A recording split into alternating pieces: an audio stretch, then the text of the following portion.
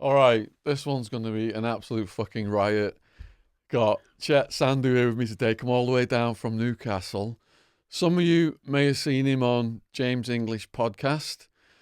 He was told he might get a few thousand views. It's like almost at the top of the James English channel right now, hundreds of thousands of views. This guy's story, fucking hell. I just finished his book a couple of nights ago. So as a younger person, he got into bodybuilding, bouncing, fighting, then ends up setting up this massive smuggling deal that he gets sent down with in Spain. But before that, he's over in Karachi. And one of the things about the book was when you got there, instead of doing the drug deal right away, there was all these prostitutes on the top floor of the hotel. And you're fucking, let's go and let's say hello to the ladies first, but we'll get to that. Now, out of his book, God, there was this one story where it happened at visitation, and I'll let you fill us in on that story. Yeah? Right, okay, yeah. I was only inside then for a few months. Yeah. And Carlos, this guy, he was serving, but our wing anyway, yeah, it was like cat air wing, top security, 40 heads there. If you were dangerous or if you did something wrong, you would get sent to our wing, yeah. And but he was there permanent because he'd killed 2 people already inside. I think he was only in for like burglary, 3 or 4 years, but then he started injecting, sharing needles. Do you know the circumstances of how he killed those 2 people? The circumstances were over drug debts as well. Drug debt. Yeah, so just common. fucking drug shit, you know. And Yeah. but anyway, if you're high all the time, this and that, that's your life. Yeah. That's all you got to think about, you know. And if somebody steals from you or fucks you off, in Spain it's just like they ain't fighting people there, yeah. Mm-hmm. They just sort of stab you. They will just kill you. And anyway, he killed 2 people. And Carlo, he was there with me, but he used to get visits of his brother, close visits, and then he used to get heroin, stick it up his ass, pass through, bam, sell it on the wing. And he was like the main guy there for the smack. And what happened, he used to sell smack, and then we got this guy on the wing. Punishment he got, I think he was only sent there for 30 days, because if you do something wrong in a different wing, you get sent to our wing, punishment. And so he was sent there. I don't know what he did, but he was just like a Spanish kid, mid-30s, fattish, just like a nobody. And anyway, but there in Spain as well, if you get visits, yeah, you can get like a close visit with your wife or girlfriend, and if you grass somebody up, you get an extra visit. Oh, shit. You're allowed 1 a month, yeah, but if you do a good grassing, and then you get listen, it's terrible, yeah. So every fucker like is a reward grassing, system for the snitches. So every fucker is grassing everybody up. Everyone's snitching, fucking hell. On the other wings, yeah, but Yeah. not on our wing, yeah, okay, Right. because they're all a bit dangerous and you got to be careful. Yeah. But this guy, he didn't really know this, right? Yeah. I don't think he was fully aware. And anyway, he came on. He knew about this. Carlo was the main man for the smack. Grassed him up, yeah. He told him where his stuff was. He told the screws, bam, bam, bam. They found him, and Carlo, he got sent down to the hole, which is a cell by, I think it's only about 8 foot by 3 foot. And you're enclosed in there, and exercise is just like bars outside, 8 foot by 3 foot, and you just gotta walk, and you just gotta walk up and down like a fucking, like an animal really in a cage as they do, yeah? And that's all you get for like a month. I think he was there for, I think he got a couple of weeks in the hole.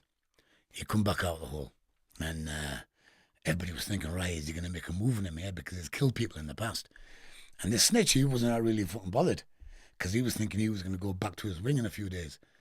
Anyway, Saturday visits, you get like a window visit, where you get on the phone, and families on the other side, blah, blah, blah. So the snitch had a visit, and so did Carlo, yeah? And before you go on the visit, you get frisked, metal detector up and down, blah, blah, blah. He went in, and you file into your little doors, little booths. Carlo, he went into his booth. The snitch, he went to his booth. And then, but Carlo, he went into his and he pulled out a shank out of his ass. But his ass by now is free and open, yeah, because they're used to just putting everything up here. Tools, drugs, you can put a spanner up there, you know. It's all good, you know. And so his ass is just open to this, yeah, and bam, bam, bam, took out the shank. And the snitch he was visiting he got a visit of his mum, his sister and niece. So he went round, boom, stuck him 11 times, neck and body, bam, bam, bam, in front of his mum. In front of his mum? In front of his mother, man. Fucking hell. He wasn't fucking about this guy anyway, because he was doing life anyway, and he's got AIDS. Yeah. So why not kill him? Why not kill him? Yeah. You know? Yeah. You know, if you were like, there's a very dangerous people, these. Yeah. And they shouldn't be allowed to mix with normal people, these people, really, really. Yeah. But in Spain, it all goes down, you know, and fucking anyway, fucking killed him, bam, bam, bam. 30 days, no, 2 months in the hole he did, yeah? 2 months. Carlo, 2 months, yeah? For him, that's fuck all. Yeah. And anyway, he come back. And then he was cool with me all the time, yeah? Because every time he used to get a visit, he used to get weed. He always used to give me a lump of hash. Boom, I used to go get cheers. I used to buy him off him. But he was like, one of the things, yeah? If you know somebody else can be a threat to you in jail, yeah? Yeah. It's best to have him on side. Of course, yeah. Than to not have him on side. Yeah. So I seen him as a threat, but in a different way, as he could kill me. But he seen me as a threat because I could mangle him, yeah? So it was like cool like that, you know? We all, like, me and him, it all went well. Anyway, he came back to the yard. And then Carlo, ¿qué pasa? Yeah, which means, what's happening? And he told me the story in Spanish, yeah. And he said this, that. He went, I know he grasped this and that. And he said, I just wanted to kill him in front of his mother. Fucking He said I could have killed him any time I wanted. Any time. But listen, yeah, but by doing that, his name rang out through every jail in Spain. Oh, I can imagine. Right? Yeah, and his rep, boom. Yeah. Top man. Yeah, yeah. I know it's not good. Well, this but is to get a reputation inside, yeah. that's how you do it. This is one of the many stories in Chet's book. If you're interested in his book, the link is going to be in the description box below this video. Now, where I was housed, it was like whites, blacks, Mexican-American gangs. Yeah. So you got to kind of fit in racially. And one of the most questions I get asked on my YouTube channel is, how do you fit in if you're not one of those major races? Right. How did you click up with? How did you fit in? I didn't. Right. Okay. I clicked in. Yeah. When we went in, there was a German gang there. Yeah. German gang. German. They like Russians. neo-Nazis or? Yeah, well, they were. Yeah. They were fucking racist as fuck. Yeah. They were there for kidnapping charges. Kidnapping. Yeah. They came to Spain to kidnap somebody, held them for ransom, but it all went fucked up, and they got grassed up. They got caught, and they were looking at about 12s each. And the Germans there, Russians were there. They all stick together. Like Russian mafia. Yeah. Well, they all thought that they're Russian mafia. They say they're Russian mafia. Every fucking Russian cunt in jail is apparently in the Russian mafia. I don't understand this one either. Yeah. The good chess players as well, usually. Yeah, fucking Russian mafia. Fuck them. Anyway. And the rest, Algerians. Moroccans, yeah? Yeah. They all stick together. A lot of smugglers. Yeah. The Muslim gang, and then blacks. There was very, very few blacks that came in. And the ones that did, they were all fucking dangerous motherfuckers. They were there for like, so one was there for rape. He raped his child, and then he ate her afterwards. He killed her and ate her. Ate her, man. But he done it prior as well, and he came to our wing as well, and he just got fucked up, you know. Yeah. And but it's all fucking fucked up, you know. It's okay fucking up and nonsense that, yeah, but you know. So how do you fit in them with all these different races? With all these explain what racial background. Anyway, there were Spit gangs there, the Spanish gangs, South Americans, Brazilians, Venezuela, Peru. They all stuck together. But me, I was the only Brit, yeah. But I'm not only a Brit, but I'm Indian, yeah. So I'm like, You're Sikh. Well, yeah. So yeah. I'm totally don't fit in anywhere, yeah? Right. So I was like a lone wolf, you know? Yeah. I was like Which a isn't lone easy. wolf. No, it's not easy being a lone wolf. Because nobody but people, really, in a way, I fit in with the gypsies, yeah? Gypsies. The gypsies accepted me, the Algerians did because I was dark with them, and the blacks did, yeah? The Spics, some of them. But the Russians, no. The Germans, no. South Americans were like borderline. They were sort of wary of me. So if you had a beef with, say, a German Yeah. or a Russian, you had dudes who would back you up from the other races. My dudes that backed me up, really, I didn't need no fucking backup, but my dude who did back me up, Carlo backed me up. You know, Carlo the killer, you know, the one, yeah. Yeah. He used to come with me, man. Right. And that's all I needed. Yeah. Yeah, because fucking he's immense. He was about 5'6", 7.5 stone. Didn't used to eat, always on the smack. He's got AIDS. Yeah. But he was the most dangerous man there. Yeah. Check that one out. So when I was housed, it was like you come in and they ask you what your charges are. Yeah. If it's a sex offence and they find out, they have people outside the prison who look on Google. Yeah. They'll ask to see Yes, your paperwork. yes. KOS, kill on sight for sex offenders. Now, what I found interesting in your book was, and this shows how much strength you must have had at this point in time, was a young person came in, allegedly a rapist, but you felt that this kid hadn't done it. And what happened there? Right. The story with him, Karim, he was on Moodloo 1, which is like a big wing. That's where everybody goes. There's about 250 heads on there. He had a fight with somebody because somebody found out he was a rapist. Blah, blah, blah. He was on rape charges. So he got sent to our wing as punishment. But he got told on there that Chet's over there, yeah? He speaks English, okay? Because he was Algerian, but he lived in Holland. His English was perfect. And anyway, he made a beeline for me as soon as he came over to my wing, yeah? Nobody knew he was a rapist there. But I tell you how it normally works in jail, yeah? If in Spain and England, yeah? Right? If you're white, yeah, and you're on sex charges, in Spain, if you're a spick, yeah, they don't tell anybody. But if you're an Arab or you're black, they make sure the whole fucking wing knows what you're there for. So they just look after their own. England, it don't really work like that, yeah? But over there, it does. If you're Spanish, they don't say fuck all. But if you're black or an Arab, everyone fucking knows. Anyway, everybody fucking knew about him, yeah? Because he come over and the screws told everybody. And then the Germans and the Russians were on his case, yeah? Simply because he was a little Algerian kid, right? But his story was this. They scored some smack, him and his brass who he knew. He paid for sex, bam, they had sex and they said, okay, let's get high some more. And they went, right, okay, order some more heroin, got some more heroin. He didn't have the money to pay for it, so he took the money back, what he gave her, right?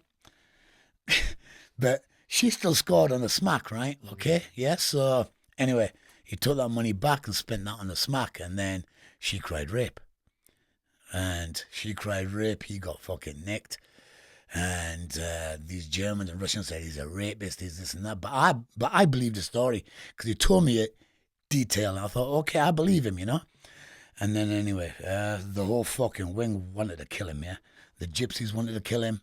The Germans, the Russians wanted to kill him, and even the Spics were fucking wanting to kill him. Normally the Spics are quite calm, yeah, because they just let things go. And but even they wanted to do him.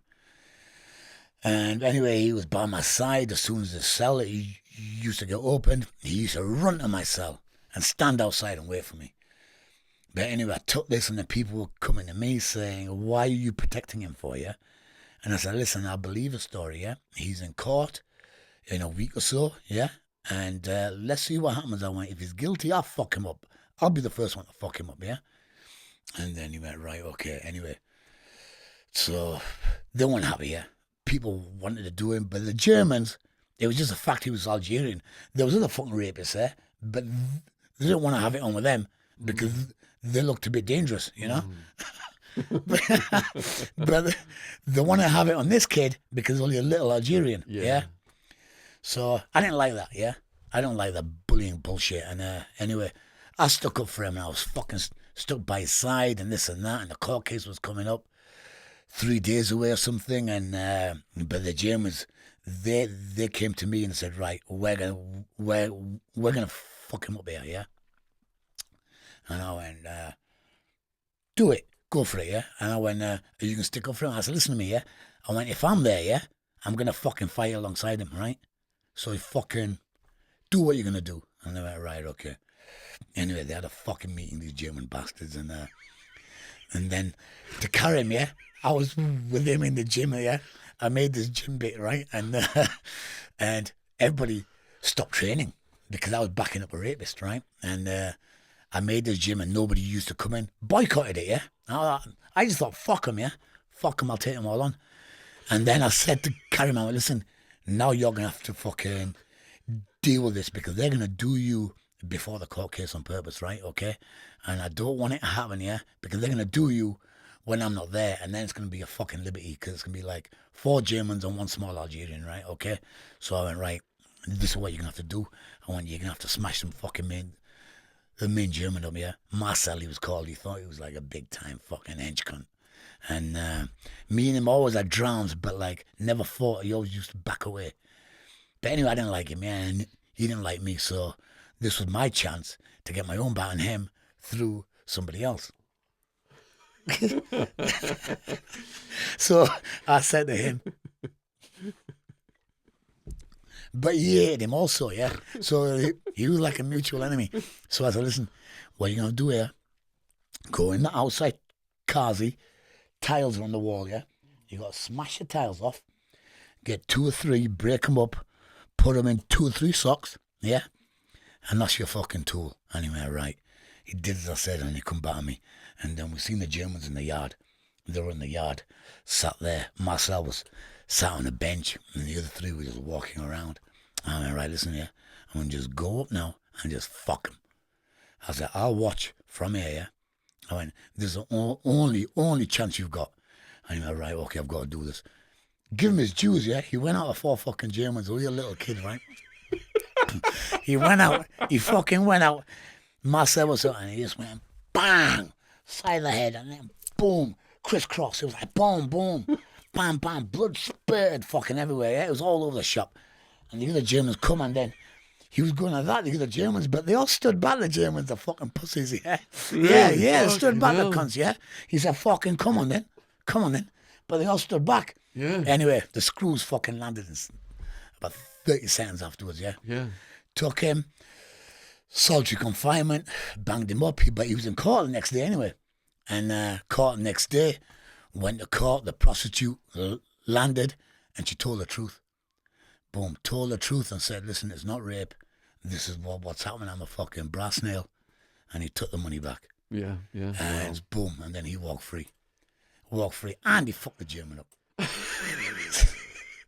It shows the amount of respect you had on the yard for one guy to like take this guy under his wing. Otherwise, he would have got annihilated by every single Yeah, they all wanted gang. to They do all it. wanted to Yeah, do they all him wanted in. to do him. I had a hard time in that period. Yeah, But after that, the gypsies came to me and they went, okay, Indio, yeah? Indio, they just called me, they went, okay.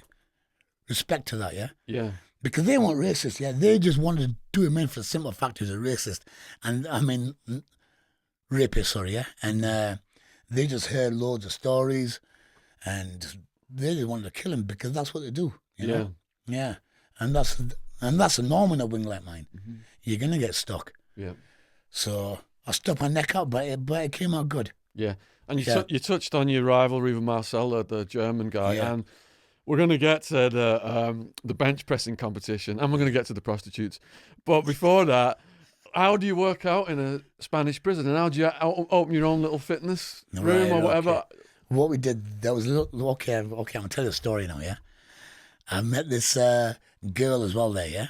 Lisa, she was in women's wing, yeah? Okay?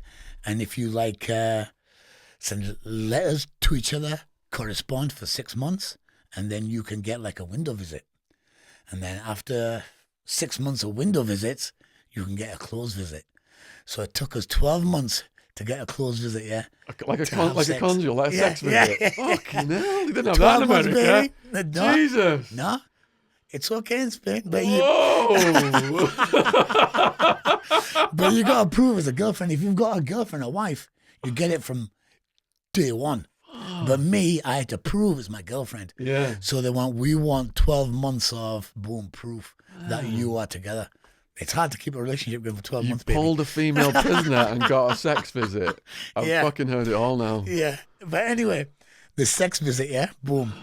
And if you do extra work in a jail, cleaning it up and doing this and doing that, you can get another visit. Same as a grassing thing, yeah? But you got to work for this one, yeah? So I was happy to do that. And so there was a hall area, and I cleaned it all up. I had barrels of bleach, the big ones you get, yeah? Yeah. Yeah. Empty them, fill them with water, and we use them as weights for squatting, pressing, curling. We got broom shanks together, taped them together, barbells we made. I made a bag there for boxing. Did loads of stuff like that. What was your workout routine with that equipment?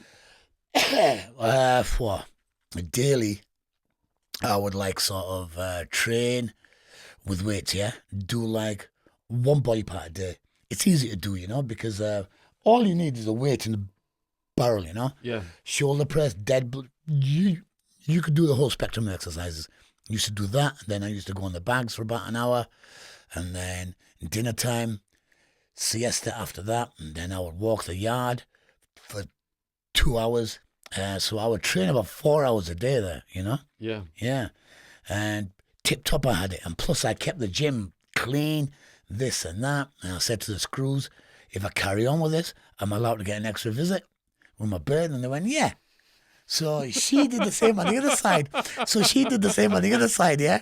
She was cleaning as well, like a fucking cotton picker everywhere. She cleaned everything. I cleaned everything. And so we were getting 3 a month. Fucking Check that hell. one out. The first time you had your sex visit, how long had it been since you'd had sex with a woman? About 2 years. 2 years. How did that feel? Yeah, it was fucking immense. It was, I had a wank before I went. You last longer. How long was the visit allowed to go on for? 1 hour. 1 hour? Yeah. You've been going on fucking 1 hour. But the screws are bastards, yeah? Because they were listening on the door and that, and you could hear them, yeah? Laughing and that. Sniggering the cunts, yeah? But she was cool. She brought in some weed and we had a smoke. Right. We had good. Yeah, it's cool, man. Man. For jail, Yeah. smoking out the window as if we're in a hotel, It was fucking crazy, It was excellent. It wasn't being inside, you know. It was wow. How long did that last with the female? With her, about 6-7 months, and then she got a move to Madrid. Yeah. Yeah. Did you find another female? No, I didn't after that. Not enough time scale, Okay, so motivated Takes by 12 months to get your leg over there. Takes a year. motivated by pussy, you're doing all this training and you got your own gym and shit. Yeah. And now you're getting this peak physical health and there's a bench press competition. Yeah. What happens there? Yeah. The bench press competition. This was off the gym's crew, yeah. She organised it, and it's the first time it's ever happened in the jail, yeah. They went, okay, it's all wings involved, heavyweight, middleweight, and lightweight. From every wing, certain people are allowed to apply. I think it was 10 people from each wing, right? On our wing, it was me, Lobo, lightweight, Giorgio, the Argentinian. The Germans were there, the bastards. And the other 4 were just gypsies who never lifted a weight in their lives, but they just wanted to score drugs. They just wanted to get off the wing and try and score drugs. So they entered as well. The schools are looking at them thinking, you don't even go to the fucking gym. But they just wanted to mingle with the rest, and so they could fucking exchange shit. And then the competition, went down. Lightweight, middleweight, heavyweight. I was a heavyweight. What part do you want to know about? All the way through? Or? Yeah, all the way through. All the way through. Yeah. The lightweights and that, the lightweights, Lobo was in that category, people from Moodlo 1, Moodlo 2, Moodlo 3. But my men all sort of dropped out, middleweights dropped out. But we all started off with 10 kilo each side, bench that, boom. We all got to do it. But I use that as like a warm-up, just to get warmed up, and then another 10, another 10, another 10. until people started to drop out. And then in the end, it was me and Marcel. It was me, big German. me and Marcel. Yeah, the German, yeah. How big was he? But he was on steroids, yeah. Yeah. He was bigger than me, but he was on gear because they used to get it in and they just fucking blew up the fuck. Yeah. And we don't know what they were going to bench. And the bench went to 130 kilo. He'd done 130 kilo before. So had I. But he struggled with 130, yeah. He was struggling with it. His arms are going all like that, yeah. And I went, right, okay. 130, I just took a boom, straight clean press. And the 140 come up, yeah. 140, boom, stuck it on. He got on, yeah. And what the most you'd ever lifted? 200 kilo. But 200 that was kilo. I was on steroids then. Okay. This is all free, you know. Yeah. This is like sort of natural. Steroids, yeah, 200 kilos. So that's the difference it makes, you know, from 140 to 200 kilo. Steroids, yeah. And anyway, the German cunt was on steroids anyway. And boom, 140. Try to do it, yeah. Try to do it. His arms are going fucking everywhere, yeah. He was fucking puffed out of fuck anyway. Boom, he didn't do it. It took the bar. He was devastated, but he was fucking bright red, yeah, red as fuck. As if he was going to explode. Boom. And then Giorgio, my man, he said to me, right, Chet, you got to do this, yeah? There's a lot hanging on the line here. I went, yeah. I went, let's go, yeah, let's go. Boom. I got on the bench, yeah. Took it down, yeah. I went through the gears, oh, yeah. It was like first gear, second gear, third, boom, yeah, but I had it. My arms were there and bam, took it off. Boom, I was a champion of the jail. Champion of the jail. But Marcel, he come over, shook my hand after that, right? Yeah. He shook my hand, yeah. But there's no story about that cunt I've got to tell him. And he shook my hand after that, and he went, right, okay, you the gym was never, and everything was fucking good. And I thought, boom, that was like in jail as well, yeah, there, yeah. But that moment, yeah, I've never felt that much like sort of ecstasy and happiness, yeah, on the out. I've never felt on the It out. was a natural feeling as well. Yeah, wasn't it? well, yeah. You know that I've never felt on the out, Yeah. but I felt it in there. You have different emotions inside. Yeah. Everything is small. Even winning a game of chess is fucking huge. Mm-hmm. You can kill somebody over a game of chess in Yeah. jail. Yeah. Or a plate of chips. It's very easy to do. And then I went back onto the wing, moved 4, and they were all waiting. See who won the championship, yeah, because the Spics hated all the fucking Russians anyway. I mean, the Germans only had the Russians on side. And I walked on the wing. They were all waiting. And I just put my hand in the air. Alan Shearer style, yeah. They all knew. And the German just came in behind me with his head bowed. That was fucking brilliant. What's your other Marcel story? Oh, the other Marcel story. Yeah. There was a riot, yeah. There was a riot in the jail towards the end of my sentence. My sentence I got by then. And I was going to leave in about 6 months' time. Me, Giorgio, were walking the yard at the top. And Lobo, who was just a small... Marcel hated anybody who like associated with me. He couldn't get to me, so he would pick on my mates who were weaker, right? And anyway, Lobo was on the yard, and Marcel, he started his argument with him. I think Lobo took a fuck off. And but by this time, the Spanish hated the Germans, yeah, because they were just like bullies walking around. They owned the place, this and that, blah, blah, blah. Drop kicked Lobo, drop kicked him, yeah, boom, on the floor. And then the rest of the Spics, they just got up, attacked the Germans, boom, and then the Russians got involved. And his other side, there was a massive fucking fight, yeah.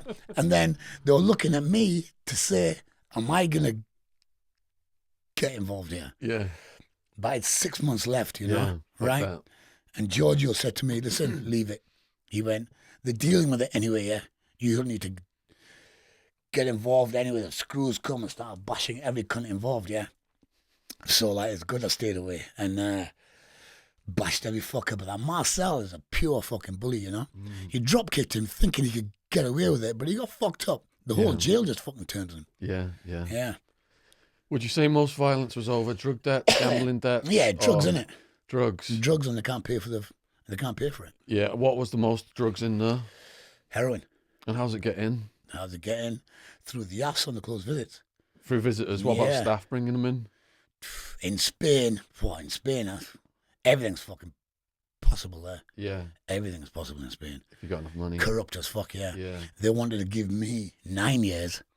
9 years for the amount I had was standard. And then I met this a lawyer. He says, I know people, we can bribe him $6,000 if you give us, and then you get half of that. Yeah. I'm like, all right. Bribed our way out. It's a good deal, isn't it? Well, yeah. Yeah. But it's corrupt, you know? Yeah, so young people looking up to you are wondering, like, if they ended up in prison, how would they survive? What advice would you give to a young person on prison survival? Survival is don't be weak, yeah? Confidence, yeah? Even if you haven't got it, yeah? Front pays off. Front anybody out. It doesn't matter if you can beat them or not, because in the end, you will take a hiding anyway, yeah? Show heart. So it's best to just fucking, boom, let's go, baby. Yeah. Let's go, man. Yeah. And then most people will go, oh, right, okay, I don't really fancy a bit of that. Mm-hmm. And that's that. Yeah. Front it out, confidence. Yeah. So don't back down. What about dealing with the guards and shit like that? The guards, I just used to keep myself to myself, you know. Yeah. Don't fuck around. If you're not taking drugs and if you're not selling drugs, and then you're out of the guard's eye. Mm-hmm. But if you're going to be taking drugs, selling drugs, you are in the guard's eye. Yeah. So that is like you're going to have to deal with that. So you say young people coming in, stay away from the debts of the drugs and the gambling and all Yeah, that shit. man, yeah. Yeah. The best thing to do is just keep your fucking head down. Just fucking eat well. Read, you know? Read. Proper stuff, not fucking gangster fucking books and that, yeah?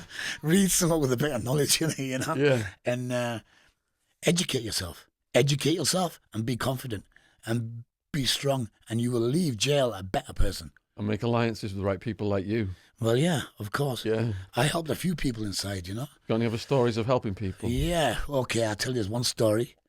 Do we want a Spanish story or a English jail story? We've got time to do them all. Right. Spanish one is this one. There was a guy that come in here. He was gypsy, but he was gay. Yeah?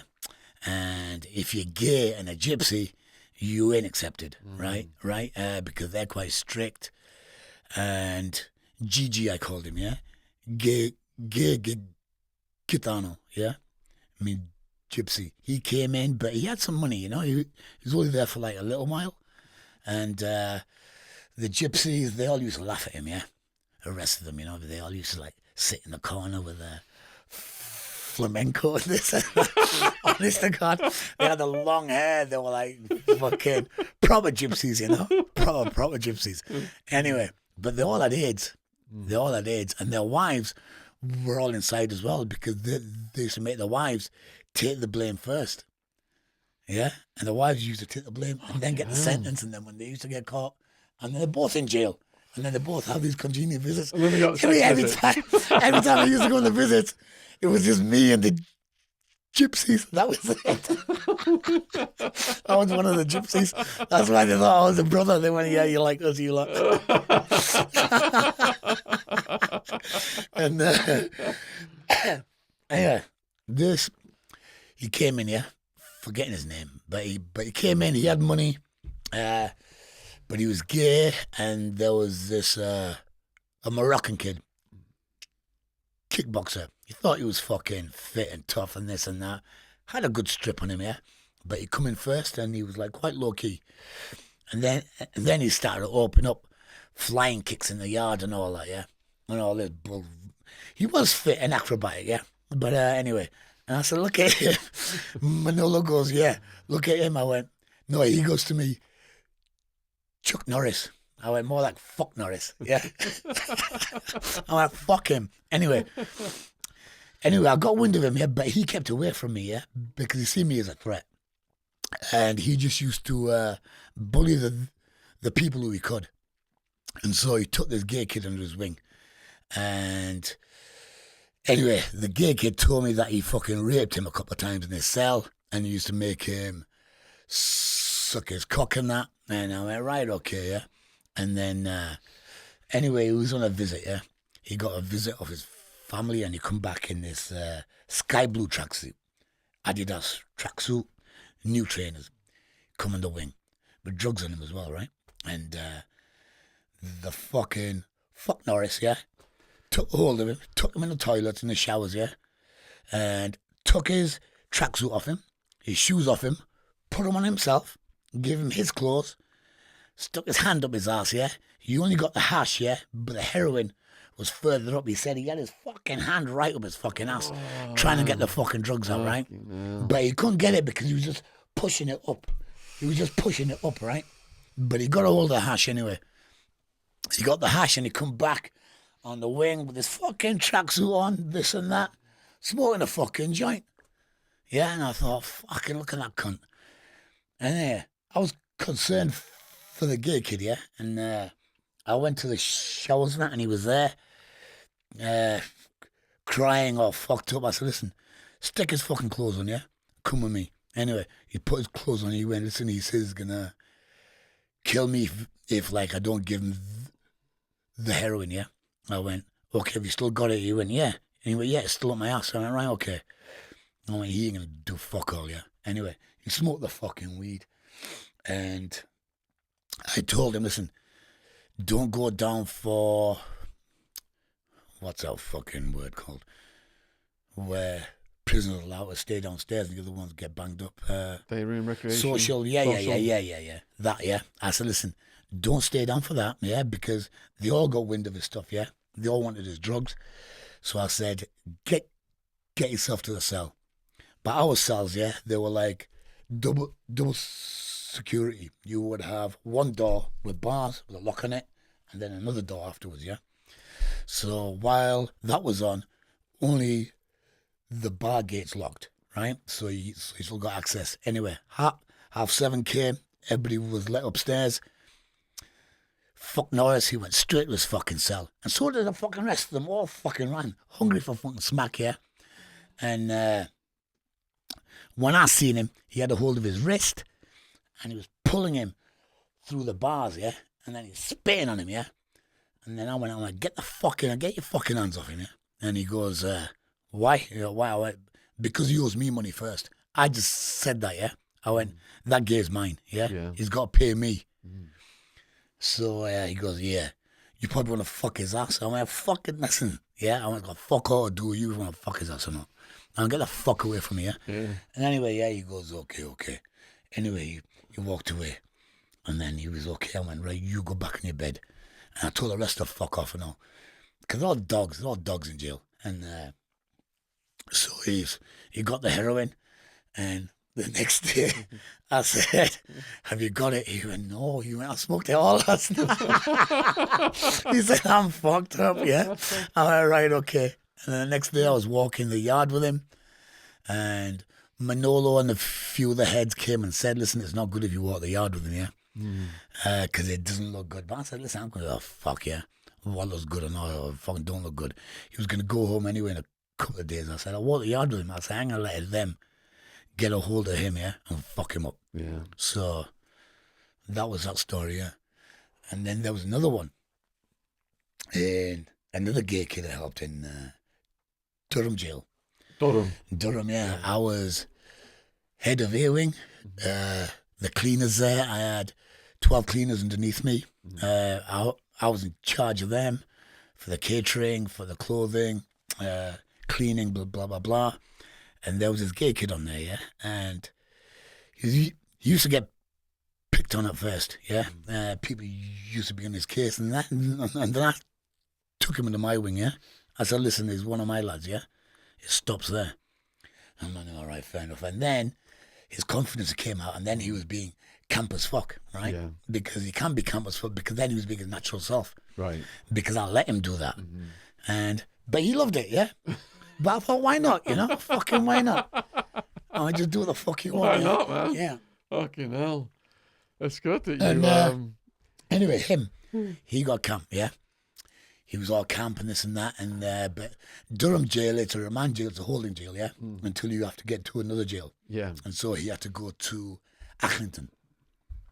So his transfer come in. And he goes, no, I don't want to go, because then He's got to go through the same process all over again, right? And he went, no, no, no. So he barricaded himself in a cell, Fucking hell. locked himself in, boom, boom, boom. And the screws, yeah, they came to me, open me up now, listen, can you go and speak to him, yeah? Because he won't go on a transfer. He says he's going to burn his cell down, blah, blah, blah. I went, right, okay. So I went up, yeah. And then I spoke to him. He went, no, he went, Chet, I'm happy here with you, blah, blah, blah. If I go there, I'm going to get beat up and spat on and this and that. I went, no, you won't. I said, I know somebody in that jail. And I did.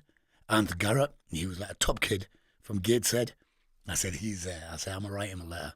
So I wrote him a letter saying, my man is coming up there. Take care of him. And boom, and he did, yeah. Wow. As soon as he went up there, the kid, he went, wow. He goes, I met Ant, and he's told me, boom, he's going to look after me here. Yeah, wow. Yeah. You don't get that, you know? You very You rarely don't get get that. that. It's such a cutthroat environment. It's just like survival of the fittest. Yeah, it's isn't all it? dogs. It's full So of for you dogs. to do that and step up, and that's fucking brave, man. Yeah. Big heart, yeah. Yeah. All these drugs around you then in the Spanish prison. Are you staying sober? How's it working for you? Jail, the only drugs I took inside were heroin and weed, yeah. Had you done heroin before prison? Because a lot of people go No, to prison and that's where they start the heroin. That's where you start it, yeah. Yeah. But I think heroin is a jail drug. You don't need to take that on the out, you know, because if you take it on the out, there's something wrong. Because heroin, it makes you escape a little bit, you know. Is that why you did it for the first time in there? Well, yeah. You got to escape, and that's the only time I felt happy there, the first. Yeah. Because I was away with it, you know. Mm-hmm. I was just fucking boom, smoked it. I didn't inject. I smoked it, and it's good. But it's bad as well, you know. You don't eat, shrinks your stomach, and the come downs are fucking killers. But at the time, it's all good, you know. And did you deteriorate over time for a little bit? Losing weight and stuff? 3 months, I was like 16.5 stone. I went down to about 12.5 stone. 4 stone? Yeah. Bloody hell, that's a lot, isn't it? Yeah. Yeah. I was a proper baghead, man. Yeah. What enabled you to pull out of that? I had to sort myself out. It was the year 2000, the millennium year, 1999, December the 31st, and I was fucking locked up on smack, and I was thinking, I never thought I would be here on this date. Yeah. I went, you always think, okay, I'm going to do this and do that on millennium year. I went, here I am, looking at 10 year. I'm 12 stone, full of smack. My wife left me. The coppers have took 100 grand off me. Chances are everybody else is here has got AIDS. I had fights with them. Chances are I've got AIDS. I never thought I'd be here. Yeah. Growing up, how did you fucking get into crime in the beginning? Got into crime. Right. The first criminal fucking thing I did was like I wasn't even meant to do it. It wasn't even meant to happen. Bit of a long story, yeah, but my sister had like an arranged marriage. Yep. Sister arranged marriage. He was gay, from Telford. We were from Newcastle. They just blagged our family into arranged marriage to get gold offers, this and that. And then they said that my sister's a lesbian. And they kicked her out on the fucking street and didn't give her a passport, didn't do nothing, just so he wouldn't have to get married again and then he could carry on with being gay. But you don't need to ruin another girl's life in this, yeah? And that's what they fucking did. I was 21 at the time. My sister was 20, a year younger than me. Were you big back then? Like that? No, normal boy, you know, a normal boy, 20-year-old boy. And this was my first criminal sort of major fucking incident. And anyway, they won't give us stuff back, so I went down initially with a mate and we smashed the house up, smashed the windows, but they were away in India at the time. So, boom, still didn't get nothing back. And we were right, so we were going to go down again. Yeah. So we went down again, but they had a Porsche and a Mercedes outside the house, semi-detached. So we capped the locks on them, boom, rags in the fucking tank, dosed them. We set them both alight. He did one, I did one, and we just fucking ran up the fucking road. But there must have been a lot of peril in the fucking tanks. Because the cars just went bang, bang, and then set fire to the fucking house. Set fire to the house, and the kids were in it, and the family was in it. But they all escaped. But they thought I did that on purpose. But I didn't. But that's how it all started. Fucking hell. It's all through an accident. Yeah. Yeah. So did you end up doing time for that one? No.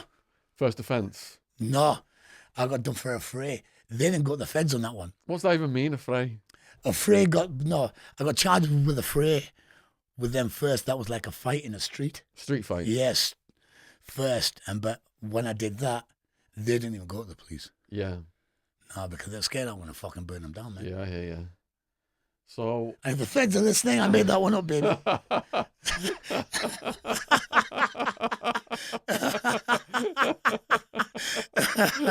I've got alibis on that anyway. It's all good. What led up then to you getting involved in international smuggling? Right. I was a doorman. Steroids I used to sell. Small time at Which first. city, doorman in? Newcastle. Okay. Yeah. I just used to go abroad, Spain, Greece, here and there, blah, blah, blah, Turkey, bring back. And the markup was big time, you know. So, and Pakistan is the cheapest place in the world because nobody wants to do business with Pakistan. The Taliban, Al-Qaeda, everybody stays away. A lot of danger. But shit there is so cheap for anything, for steel, for plastics, for pharmaceuticals, for anything you want. Pakistan's a country, you know. But people are scared to go there because they might get fucking kidnapped or shot or whatever. But I didn't give a fuck, you know. So I just thought, listen, I'm going to go to the cheapest place in the world. Why not? If you do it, you got to do it right, haven't you? Yeah, but you just jump on a plane, or do you actually know someone there? No, I didn't know fucking nobody. I had to pretend I was a Pakistani as well. You had to pretend you was Pakistani? Yeah. Give myself a pack name, this and that. Jet Khan. Jet Khan, yeah. But then I got links with the chief of police, Karachi, the chief narcotics officer, Karachi airport. He said I can bring anything through I want in a case, £100 a suitcase. You want anything you fucking want. All right, before we get to that, you land in fucking Karachi. Yeah. You don't know anyone. Fucking one of the most dangerous places to be doing these kind of deals. Yeah. How do you go about your first deal? We just look for prostitutes. Prostitutes. If you talk to prostitutes, listen, prostitutes have a lot of information. Yeah. And they will tell you the truth. Yeah. Where did you find the prostitutes? In Paradise Hotel. Paradise Hotel. Where else? Where else? Paradise Hotel. But it was down market. Yeah, it was down. It was fucking downtown shithole. But it was on 8 floors, and the 8th floor was all brass. Yeah. Brass and empty rooms. And when I was doing it there, I just booked the whole of the top floor. Where were the prostitutes from? Turkey, Russia. Probably other countries, you know, but they all used to say, oh, I'm Russian. Yeah. Yeah. And how soon after you met them did you get them partying with you? Straight away. Straight away. How did that work? I just got them all high as fuck. Yeah. Yeah, they love me coming over, man. I just used to go, okay, party here. We used to have loads of tablets, this and that. GHB as well at the time. Oh, yeah, I was Don't on know if that. you remember that, But by then, before 9/11, you could take all this on an airplane. Yeah. Remember in the bottle? We used to take a 2-litre bottle. And we were just getting fucked up for a fortnight on that. Yeah. But you could take that on a flight. Yeah, it's fucking brilliant back in the day.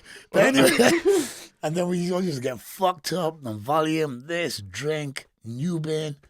I used to get all the brass fucked up. The madam hated me because I used to get them all wasted, you know. Yeah. And then they weren't capable of working. And you were banging them, what, like 2 or 3 at a time at one point? Yeah. Yeah, it was all free flow. Wasn't the one? It's all free flow. Free flow prostitutes. You've got the whole floor. Yeah, it was all free They've flow. got another floor. Fucking. Yeah. Was the one in particular that you took a shine to? Yeah. Sofia, yeah. Was she claiming Russian? She was Romanian, I think. Yeah. She was, yeah.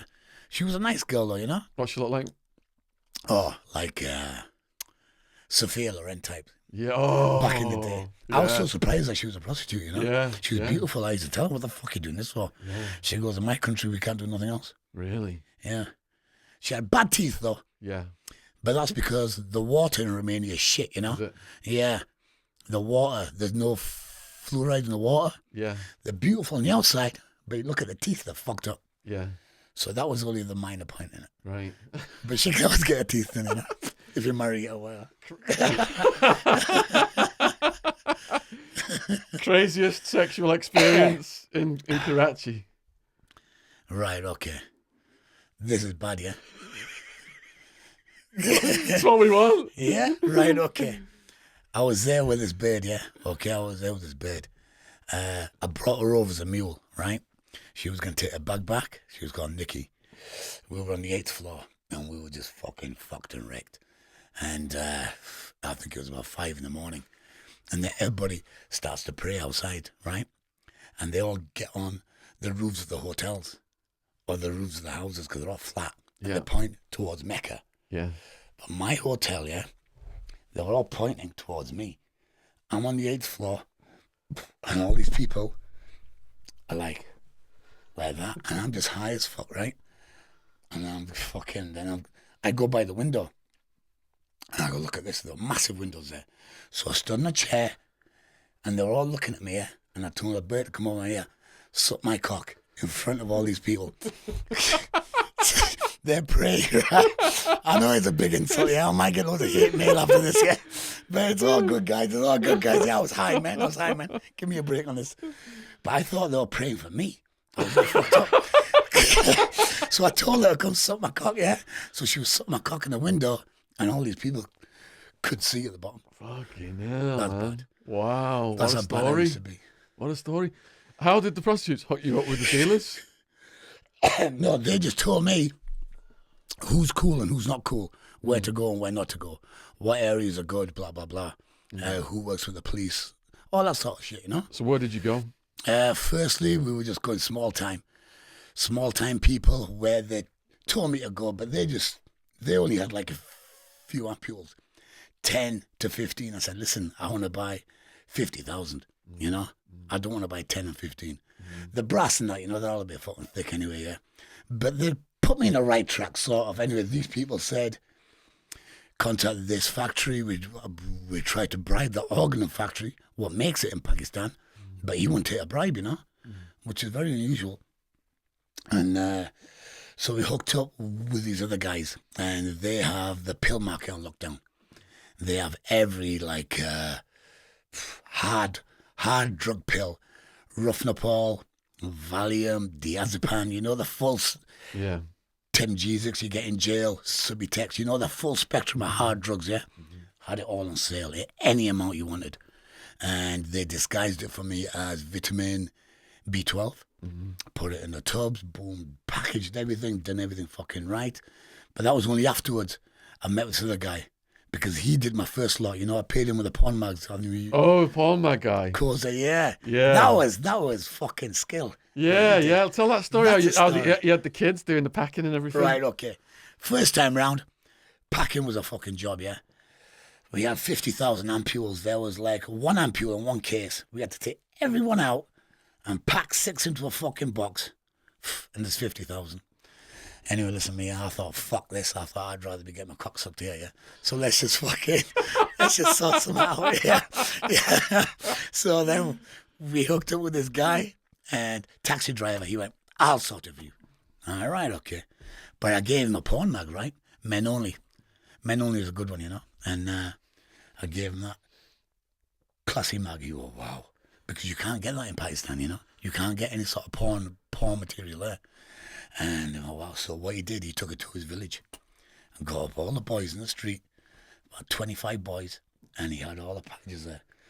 And he went, right, there was loads of boxes, yeah, about 25 boxes, yeah. He went, right, do one box, and he goes, I'll show you the first page. So he opened the first page, and all the boys were looking. They'd never seen a naked white woman before in their lives. Right, listen to me. Imagine what that's like, you know? There's heaven in it. It'd be heaven in it. I know what it was like when the first time I seen one. I used to make do with a catalogs. Cracking catalogs. but they were all right in the day, you know. They fucking, you know, they done the job. But anyway, these, he showed my page. Boom, they just packed the box. Perfect. Bam. Next page, they packed the next box. He got it all done on the same night, and I paid him. Wow, I paid him about a week's wages. But he got a job done through a porn magazine. Mm-hmm. This is what it needs to be like in the UK, where children work like that. You know? Not internet and fucking iPads and fucking iPhones, yeah? Fucking porn mag. You can get the whole fucking... You can get everything fucking done with a porn mag. Why isn't it like that here? Spoiled here. They're spoiled as fuck. So you're rising up through the ranks of these local suppliers. You said one big guy now has got it all locked down. In the beginning, you're out there on your own? No. Bringing them back, and then you bring No. I worked with my two cousins first, yeah. Cousins? I worked with two cousins, yeah. Second cousins. Dorman as well, from Middlesbrough at the time. And but we had fallen out over money and other issues. And so they decided to do their thing, and I decided to do my thing. So it was all cool. Yeah. So you got other mules to come over? Yes. I used to pay them £1,000 and pay for all expenses, flights, hotel, everything else. And how long now is it you're doing business over there before trouble hits? And how did you corrupt the local police chief? The police chief, check this one out. I was on my floor, yeah. Nobody else was allowed to come. But then, hotel manager goes, listen, the chief of police, he wants some brass. I know you booked the whole floor. But he's the chief of police. All right, okay. He went, he's going to come to your room because you're the head honcho. Yeah? All right, okay. Came there. All right, okay, this and that. Chief of police, and he came with two others. And they were looking at us all, yeah. And me and my two cousins. But they were talking in Urdu, yeah. And I couldn't understand. And they said about me, yeah. They went, Chet looks like a packy, but the other two don't, you know. So they were like suspect on it, yeah, right? But they were cool with me. And they went, right, listen, and then some brass come in. They went, you're like a fit guy, you know, you look like a rock, blah, blah, blah. All right, okay. And they went, we'll pay for you, yeah? And we want you to fuck a brass in front of us. You know, like a show, yeah? Sex show.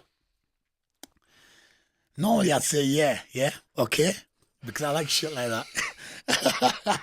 And so,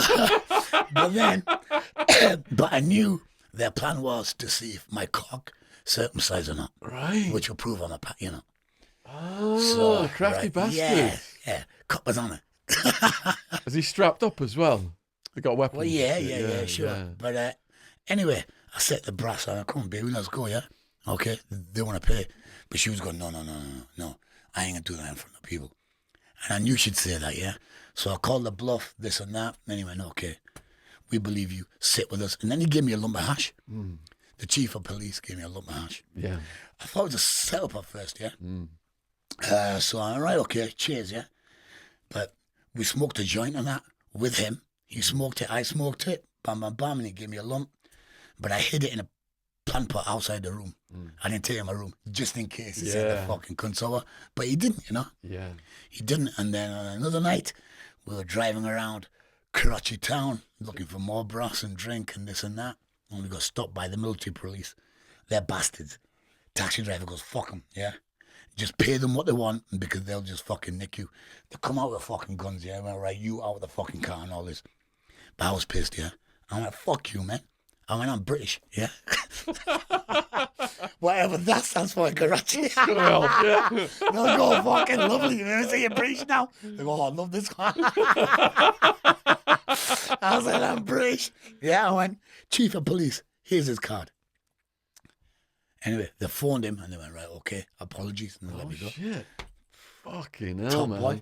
You Give me saved your hash. ass right there. Give me hash and that. Yeah. Pull me out. Yeah. So if you got all the local authorities locked down, yeah. How did this go wrong? Go wrong? I got grassed in England. Grassed in England? Yeah, because people knew what I was doing. They were jealous, man. Oh, you know what they're like, man. They don't like you making moves. Yeah. But I was a bit young and stupid then. I did used to brag.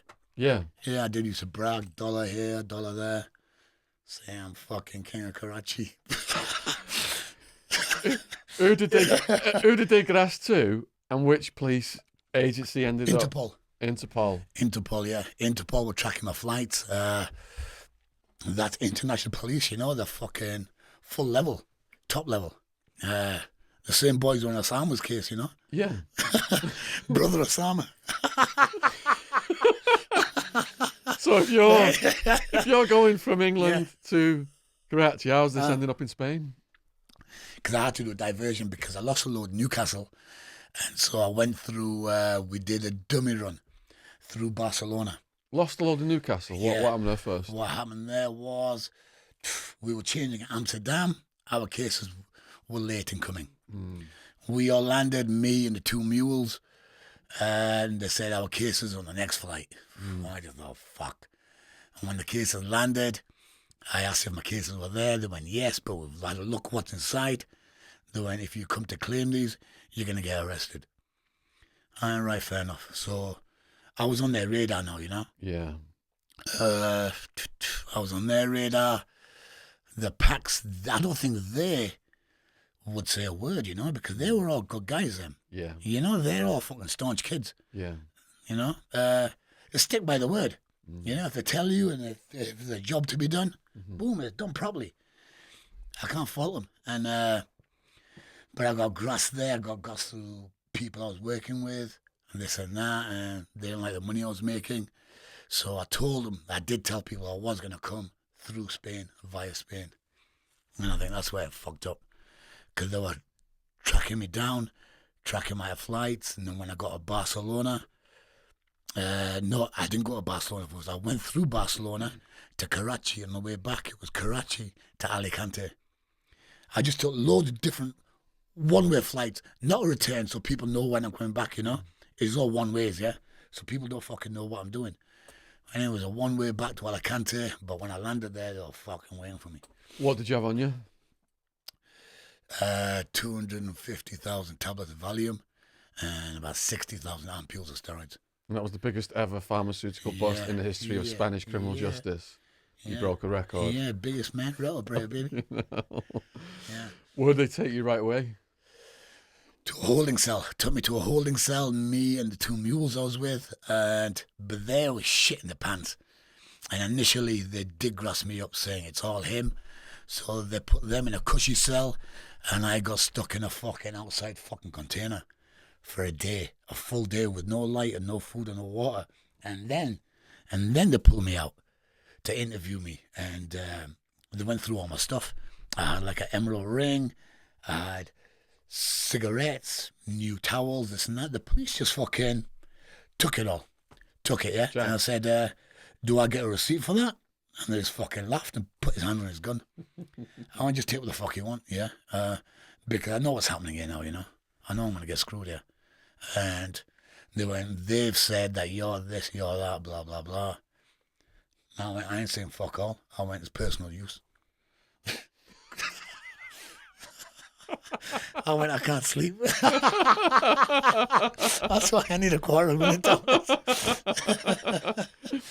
Did your co-dev snitch you out and get a free ride in the end? Say that again? Your co-defendants, did they snitch you out and get sent home? They were like heading that way, yeah? But people told them that if you grass in Spain, you don't get anything off your sentence. You don't. You're still going to do the fucking jail. You just get some extra conjugal visits. Yeah. So they were told you're going to get it anyway, so it's pointless. Yeah. So we all worked together, and I paid their legal fees as well. Yeah, legal benefits. And we all got and then we all got the same sentence. So from that first holding cell, Yeah. where did they take you next? We were in that holding cell, then they took us to the temporary jail for 3 days. What was it like in there? Shit. It was just fucking, I didn't know what was going to happen. I was told I was going to get bail, you know, because at the end of the day, I'm thinking it's only Valium. In England, it's Class C drug, you know, 2-year maximum. But over there, it's not, you know, it's Class A, it's heavy. But I didn't realise any of this. And people telling me, wow, you're going to get it stuck up your ass. Other people saying, you'll get bail if you pay. I didn't know what was fucking happening. So I was there for 2 or 3 days. Michelle and Harry were there, the 2 guys I got nicked with, and I was telling them, listen, let's all work together. Let's all stay cool, blah, blah, blah. You know, and we'll try and get through this. So, and then from there, we got took to Foncolent. Foncolent, they took me to Moodloo 4, Cat because they thought I had money and because I thought I looked dangerous. So this is like Supermax then equivalent. Yeah. Interpol have said, he's like, he's a heavy figure. Keep him on fucking lockdown. So they put me, Cat A, and they put the other 2 in sort of normal wings. What was your first day in the Cat A like? Oh, fucking hell. We went in, we got loused. Yeah. We got loused first and had to get washed, put these overalls on, get loused. But to tell you the truth, I just thought I was going to be there for a few days. I thought I'd get bail. I'm bound to get bail here. So I was thinking, okay, I'll ride it. I'll ride it. But it didn't work out that way. There's no fucking bail going down. You're just going to jump bail if you got it? Well, fucking yeah. Yeah. If I got bail, I ain't coming back a 9 stretch. Yeah. Did you have a cellmate in Supermax? No. We all get our own cells there. Yeah. Because we're considered dangerous, so we're not allowed to share with anybody else. How big was the cell? What was in it? The cell, about 8 by 4 foot, concrete slab. That's your bed, but then you get a sponge on top of that, and then we get given sheets to put on top. But there's no heating. Winter's cold as fuck. The windows were all smashed, holes in them. Summer's okay, but even then you get mosquitoes in. You get bit the fuck. Initially, I thought half the people there had AIDS, right? Mosquitoes are going in, biting AIDS people, taking AIDS blood, and I'm thinking, and then they're jumping on fucking me. Yeah? Can I get AIDS that way? But they said no, because the mosquito sucks up, it doesn't put it back. Right. Yeah. And what about the meals? What kind of food are they giving you? Oh, the food was bollocks, man. Fucking shit. Fucking stew, fucking Spanish, fucking chorizo, sausage, paella, but fucking just shite grease. It was fucking minging, yeah. And the meat, they used to get the meat out of the freezers, stick it on the floor, and the rats, they used to eat it. When we got the meat, you could see all the teeth marks of the rats in the fucking meat. Yeah, man. Still ate it, though. Still ate it, bad boy. Because it was the top security, were you allowed out yourself? Did you get for any kind of recreation? Yeah. We were allowed out. We were opened up, I think, about 8:30, breakfast, and then we're out until about 12:30, and then bang up for siesta until 3:30. No, siesta till about 4 o'clock, and then from 4 till 7, you're allowed out and then bang up again. And who were the first prisoners to approach you and explain how things work? Fucking nobody. Carlo, I asked him, but you just get used to the drill, Yeah. Boom, when they open you up, boom, okay, you do that. It's just a fucking boom. The routine, man, the same shit every day. Yeah. But apart from the fact that we're dealing with fucking the loads of psychopaths where I was, they were fucking mental, some of them. Yeah. Yeah.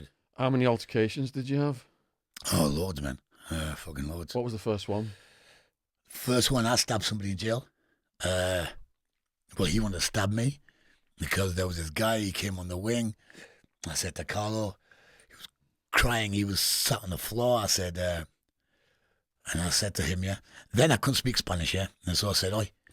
So I said to Carlo, ask him what's wrong. And he goes, what's wrong? He goes, Juan, the top gypsy, taxed him off his pills. Volume everybody gets here because they just give you that to keep everybody fucking calm. He taxed him off his pills. And I went, right, okay. I went, who? And then he went, him over there. But I was just new then. I was only there about fucking a week or so. And I didn't know how things went down, I didn't know who the gypsies were, or if he's the king of the gypsies, or what the fuck he is. Yeah? So I said to him, he had long hair, yeah? Tallish kid, dark skin. And I said, listen, have you just taxed him? And then he goes to me, yeah, what the fuck's I got to do with you? I went, fucking everything. I went, let's go in the showers, yeah? I was thinking it's a fist fight, yeah? Because I thought I'll knock this cunt out straight away. But it wasn't a fist fight, yeah? We went in the fucking showers, and then he pulled out a shiv. And then Carlo was with me, but he carried a knife with him all the time. So he just gave me his knife here and here. Take this. And shock mode happening. I don't know what the fuck was going on, really. Yeah? I don't know. Do I try and hit him or do I fucking stab him or what? Yeah? I was like, I don't know what the fuck to do, yeah? But anyway, he fucking lunged at me. He caught me. But I moved that away. But instantly I just fucking stuck him, yeah? It was only one little stick. But he went like that and then he was dropping his ass. So I thought, all right, fuck. And Carlo goes, right, give me the knife. Took the knife off me. He said, right, you walk the yard. So then I just walked the yard. So he got took to outside hospital. He got took outside. Nothing more was fucking said. He didn't grasp me, blah, blah, blah. So I thought it was all cool. And then about 6 months afterwards, I was training in my gym bit. I washed my face in the sink. After training, I was bent over. And then I felt a thud in my back. Bang, yeah. It didn't feel like a fucking boom, a stabbing, yeah. It just felt like a thud, and I just turned around. And then he was stood there with his fucking shank, yeah. And blood on the end of it. So I just went bang, gave him one, knocked him in his ass. And then I felt the pain, you know. Oh, fuck, he just stuck me here. And so I went to Carlo, then he went, right, okay, just say this has happened. He fell on something. I went, right, okay. So he told me what to say. I said, I can't speak Spanish, so he said it for me just to clear me of that. And he got took away. He got put in an outside hospital because I hit him good, like. And he got took away. I did. They stitched me up and I came back, but he didn't come back. Because I think the screws knew, you know. So they probably thought, right, okay, don't put him back in there. Where does he get the metal from and how do you make the knives? Oh, you can get everything in there. I've seen everything in there. Fuck knows how they get in. The screws probably bring them in. Or you can throw them over the walls and that as well, you know? Yeah. Yeah, because that's an old jail, you know? You can fucking throw things in the wall on the night time and the people know in the morning you go pick it up. Drugs are all done as well over the fucking with a battery. Yeah. A battery wrapped up, you put the money in it, you put a note in it, fling it over the next wing. Did you have your own knife at some point? My knife, no. I never had a knife, yeah. I thought if I needed one, I could get one. Yeah. Yeah. And I think that's the best way to do it. You know me, I just want to get the fuck out of there. You know, I ain't there for the long haul, yeah. I just wanted to get the fuck out.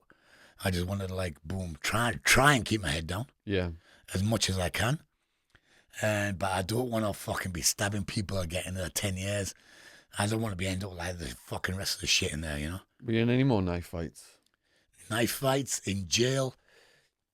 No, that was my only knife fight in jail there. But I've had knife fights outside of jail, yeah. Yeah. Yeah. Any good stories on those? Anything you can talk about? Let's save that for the next one. Let's save that for the next one. But machete fights, yeah. Machetes, chainsaws, holding guns, yeah. Closing people down. Yeah. Closing other pimps down. Other gangsters, racketeers, yeah. Going back to the Spanish prison then. Yeah. Fist fights was it then from then on out? Well, yeah, but it was like basic, you know. I just knock him out fucking with one punch. Yeah. But there was this one guy who I had a fight with, a Russian kid, Chev he was called, yeah. He thought he was part of the Russian mafia, whatever. Yeah, he thought he was a tough kid. He had his fucking hand in a fucking plaster, in a cast. He come over from Moodlo 1, he knocked somebody out there. Came over ours, and he thought he was a tough cunt, blah, blah, blah. But then I used to have a bag in my gym bit, and then he got the gloves off the screws. And he said, but you're supposed, if you get the gloves, you're supposed to take them back, right? Mm. Anyway, he used a bag and he just put the gloves on the floor. And it's my job to keep everything clean, yeah? So I went, listen, take the gloves and give him back the screw. Mm. He goes, you take them back. I went, oh, fuck, what do you mean I take them back? I'm not your fucking servant, yeah? I went, you asked him for them, so take them fucking back. And he goes, no, All right. Tomorrow here, 10 a.m. We'll have a fight for it, yeah? Gloves on. He goes, right. Anyway, word got out, yeah? And the whole wing was taking bets, right? The gypsies and the Spics were on my side. The gypsies and Spanish on my side, but he had the Germans and the Russians on his side. And the in-betweeners stayed outside sort of thing, yeah? But the gypsies were on my, they were all behind me, yeah? Giving me the shoulder rub and all. Anyway, the Screws knew about the fight, yeah? So we put the gloves on, yeah? And what we said was that we were going to do this. We were just going to have, like, it's not got rounds. It's not got rounds. We only stop if a screw comes in. And then we got to stop. So, all right, okay. So we started off, yeah? But he was tall. Kickboxing type. But we said it's American boxing only, yeah? Hands only. And, but he couldn't fucking take my power. I pushed him up against the wall. Bang, body shot in him, uppercut. And then the Screws were all fucking looking, yeah? So we went, stop. So we all stopped. And then Screws went, a Russian kid, yeah, he wasn't that happy, yeah? And then, because he took the plaster off his fucking wrist, yeah? And you could tell he couldn't really use his hand properly. So anyway, boom, they went there, boom. Got him again, bang him. And then he turned around, yeah? He went like that. Went on one knee, on the floor, went like that. So I just smashed him on his bad hand, yeah? And I broke his hand again. I broke his wrist again. And he starts to scream, yeah? And he said, all right, that's an illegal shot. I went, there's nothing illegal in the can, baby. There ain't no illegal shots there. How the fuck are you kidding me? Because they wanted all bets off, because he went down on one knee and he surrendered. I went, nah. So I just smashed him. Wow. Yeah. How long did it take for you to get sentenced from your arrest? Oh, about nearly 2 years. And what was it like going back and forth to court and shit? No, I didn't go back and forth to court. I think I only went once. Yeah. The Spanish system there, it's not like here. It's not. It's all fucked up, man. It's all fucked up, yeah. There, if you for burglaries, yeah, like here you get if you do five burglaries, yeah, you might get 1 year, 18 months, 2 year, 1 year, but they run concurrent. So you only do the biggest sentence, which is 2 year. In Spain, everything consec. Right. So if you get done for 10 burglaries, there's some people there doing 25 years for burglary, And then they're in with people like all what I've talked about, and they're sharing needles. Game over, innit? In the book, I read a story about a murderer and he got time added on for burning the body. What was his story? Oh, yeah. Another Carlo. He was a good boy, him. I liked him, yeah. What happened there was he had this girlfriend. She still used to come and visit, but she was still had another boyfriend on the out, yeah. But he thought she hasn't, but he was doing a life sentence. I went, listen, yeah, you got to leave these girls alone, man. Yeah, you got to move on. I went, she ain't going to wait for you. He goes, no, she will, because I took the blame on the murder. I went, listen, baby, it don't work like that. But anyway, yeah, what happened with him, he had this girl, they went to this party. The host of the party was flirting with his girlfriend. She flirted back. And he's a bit insecure. And his girlfriend was fit. I've seen photos of her. She was fit as fuck. Proper go. And he was flirting with her, blah, blah, blah. He didn't like it. And then it come to the end of the night. And something happened. And the host told Carlo to leave. But not his girl to leave, right? So he thought, right, that's my girlfriend. You're telling me to get out of your house, but not my girlfriend. So there was a bottle of vodka there, a litre bottle, and he just hit him over the fucking head with it. Hit him over the head with it, but it killed him. Killed him. And then they both shit their pants. It was him, his girl, and their fucking dead host. So they went, right, they panicked. And so they got the body, drove it out to drove it out of the mountains, and they burnt the body. And they got caught in the end. But he took all the blame, didn't say she was there or nothing, yeah? Saved her, thinking she's going to stick by him, but it don't go down like that. Never do anything like this. Yeah, let her take the fucking blame, that's what I say.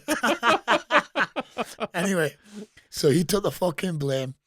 He got 30 years for the murder and another 10 years for burning the body.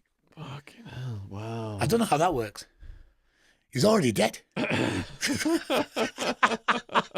Another 10 years for winning the money. You said you fought some guy who had AIDS. How did you end up fighting those dudes? Yeah. They were like bully people. They used to just take the piss out of people. Take the piss out of people who I knew over drug debts. You know, they only owed him 2,000 pesetas or something, £10 or whatever, and they would smash him up and take proper liberties on him. And these people I didn't like, you know, so I confronted them, and I did bash him, and my hands are all cut there. And that's through AIDS fucking teeth, you know? Yeah. So I thought I had AIDS. Yeah. Because my hands were cut and I've got the blood on me. Yeah. Chance, But I got checked twice, you know, and I said, I'm all clear. Wow. Yeah. I thought I had AIDS, you know? Yeah. I thought I was done there. I thought I was finished. What about escapes? Anyone trying to escape? Yeah. Karim the Algerian, he was top kid. He was like a ghost. He was doing 9 years for cocaine, but he was a big time dealer from Portugal. Connections all over, and he got done for a few key of cocaine. And he used to be in charge of the little shop at the corner of the jail there. You could buy basics, shampoo, water, just bullshit like that, fags, shit like that. Anyway, there was a fridge there that wasn't working against this fucking wall. And he said to me, listen here, after a few weeks, he said, listen, I'm going to escape. Oh, all right. And he goes, yeah. He goes, look at this. And then he moved the fridge out of the way. And he started work on this fucking wall. He was just like banging away, but the bricks were soft as shit. I could take them with my thumb, you know? They were soft as shit, the bricks. And all right. But anyway, the shop, my cell was above his shop, and he was allowed to stay there half an hour after all of us. And the screws were in the other part of the jail, so he was free to do what the fuck he wanted for about half an hour. So he was free to do that shit. So he was doing all his moves. Bam, bam, bam. He used to bang, and I could hear him above my cell. Because I'd just rather go to my cell, get stoned, chill out, rather than stay downstairs and be with all the freaks, you know. I can't be fucking bothered. Because all they do is argue about drugs anyway. Yeah, so I can't be asked for that shit. So I just used to go to my cell and chill out. And I could hear him banging, banging. I thought, how the fuck's he getting away with this? But he was. And anyway, he goes, right, listen, check the time's come. And he did ask me, he went, apply for a job here at the shop, and you can stay back with me an extra half hour, and then we can make a move. But I was weighing it up, you know. I was thinking, right, it's 9 years, yeah? Okay, I got to do 6. But he couldn't do jail, you know. He was like a high flyer. He was like a champagne Charlie kind of guy, you know. They can't handle jail. But I thought, no, I'll fucking get on with it, you know. I thought I ain't running the rest of my fucking life. So I thought, no, I'll just fucking deal with it, man. Thanks anyway, blah, blah, blah. And anyway, the planet didn't look that good to me. You had to fucking go through this fucking hole, and you got to run down this walkway, and there's 2 screws there with shotguns, pump action. So you got to avoid them 2 cunts, and then jump over the other fucking wall. And I thought, listen, the plan's a bit too fucking far-fetched for me, baby. And he goes, right, listen, I'm going to do it anyway, yeah? But cover my ass. I went, right, I'll cover your ass. So me and Arthur, this other German kid, we staged a fight, synchronized our watches, bang on time, for 7:30 or 7:15, something like that. We synchronized the bam. That's when we start the fight, and then that's when the screws are going to land on us, so he's free to fucking run. So he gets like a head start. Right, okay. Synchronize the bam. Stage the fight. We're having a fucking fight over the fucking stupid fucking telly, yeah? The fucking telly was a joke in itself. You couldn't even see the fucking picture. That fucking big, covered in metal, with a plastic screen all scratched, because people would be throwing things at it. I think he wanted to watch The Simpsons or something. And I want to watch The Weakest Link or something. Anyway, start this fucking fight, yeah? And yeah, boom. And then we heard bang, bang. Oh, all right, he's away. And And everybody fucking knew. Everybody knew in the wing. But it was a secret, yeah? You know, right, escape. Karim. They all instantly said, Karim's done one. Because the shop is next to the fucking outside wall. He got away, boom, and the screws all fucking landed. And right, all you lot fucking up. They got me now too. They knew what happened, yeah? They knew the fight was staged, blah, blah, blah. We thought we might get some repercussions, but we never. It was all right. And banged us up and we said, has he got away or not? The schools wouldn't say no, but we knew for a fact he did. Because if they'd have shot him, they went, yeah, he's fucking here. They would have dragged the cunt through the yard. Here he is. And left him in the yard. So he didn't resurface months later or years later? Yeah. He resurfaced because he was owed 30 grand in Spain. So he come back to pick up a debt. But the guy who we owed the money to, he grassed him up. He knew he was on the run, yeah. I know. And then he was back again. I seen him. I thought, Karim, what the fuck? And he just looked at me. But then he was double cat A now, because there was a double cat A side where there was serial killers and people from ETA, which is the Barcelonian, you know, the similar to the IRA. Yeah. They want their own. Is that the Basque separatists? Catalonian, yeah, them, Yeah. And they're dangerous. So who would you say were the most dangerous people you encountered in the prison system? The most dangerous are the ones, Giorgio, Manolo, they've killed police. They'd kill police? Shoot out to the police, yeah. Took police hostage, fucking killed them, Really? shot them in the head and that, yeah.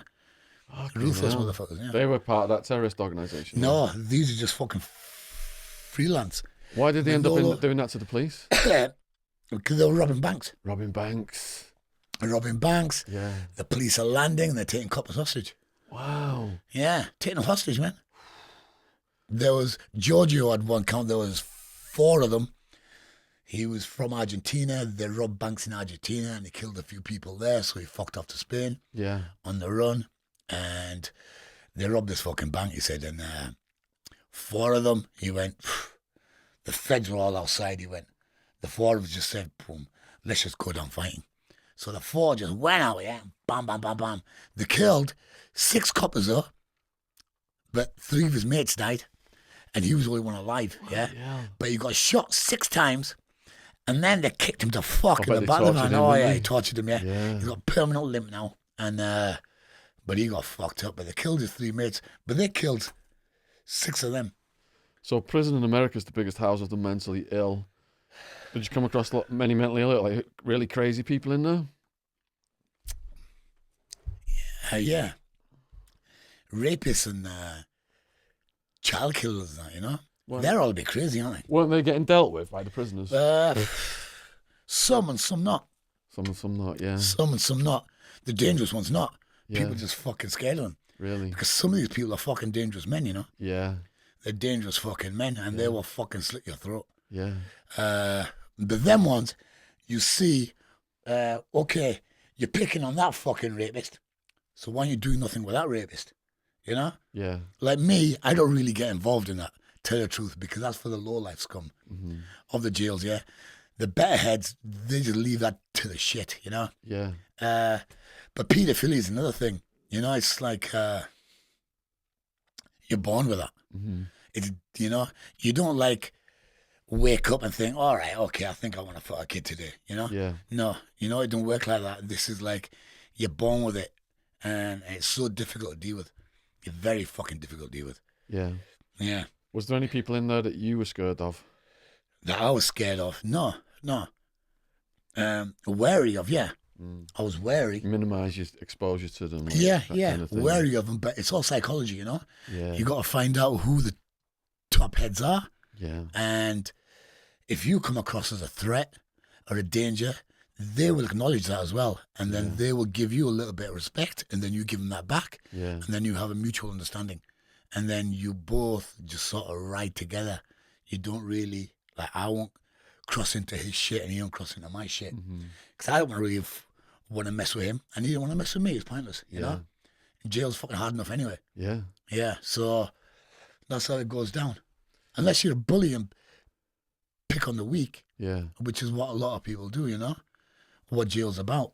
picking on the weak. It sounds like you got a really powerful punch. Is that a natural thing or from training or both? Well, I got big hands, man. Yeah. Big, heavy hands, man. Yeah. It's all technique. Mm-hmm. Tyson's my idol, you know? Yeah. How he moves, the body strapped, yeah. Did you watch Tyson recently on Joe Rogan podcast? No. Did a good interview on that. Did he? That was good. Yeah, I'll send you the link to it. Right, go on then. Yeah. So you're in the Supermax level. Did you work your way down to lower levels? Well, right in Spain, no. Cat all the way through. All the way through Supermax? All the way through, man. So you got like restricted, like everything. It was fucking restricted. People used to say our wing was fucking terrible, but I liked it. Yeah. Because you don't have to share your cell with anybody. Yeah. Everybody else, there was 2 Yeah. people to a cell, 3 people to a cell. And they're sharing your razor, and they've got low AIDS, levels. and they've got AIDS, and they're sharing your razor and shit like that. Yeah. You don't fucking need that bullshit, man. Yeah, I had someone I'd Like Butzo, one guy, Bosnian army he was from, he was tough as fuck. He was like a fighter in the Bosnian army. He was on Mudlu 1. He said he fucking chinned his padmate because he used his razor. He said, I just knocked him and gave him a 1-2, bam, bam. Knocked him out. He come to our wing, but he was there for holding prostitutes hostage. He was like a pimp, but he was like bad. Chain him up and stuff, you know? Wouldn't allow to leave the house. I'm like, how did he get caught? He goes, one of the prostitutes was shouting out the window, help, help. I went, fucking hell. I went, let him out on that, you know? Let him out on that, bro. He goes, anyway, but he was ruthless, yeah. But he was in the Bosnian army. And he went, the army was shit. He went, all they do is get high all day long. He went, they do no training, they just get fucking stoned. He went, I was sick of it, so he goes AWOL. He goes AWOL, yeah? These 2 military police, boom, stopped him. Where are you? Papers, this and that. And he knew he was going to get nicked, yeah? So he goes, this and that. And then one of them, no, I think he fucking punched one of them. And then the other one took out his gun, shot him, bang. Shot him, took the gun off him, shot him, and shot the other one, and then fucked off to Spain. Fucking hell. Yeah. He showed me the bullet holes in him. He went, they didn't catch me on the murder, yeah, but they've got me for holding prostitutes hostage. But he made bail as well. Yeah. He had a proper lawyer. Wow. Yeah. But he used to got loads of fucking problems, man, because he didn't give a fuck. He just used to fucking knock people out. He just used to go to the library for a book and that. And he just fucking have to knock somebody out in the library. I went, in the fucking library.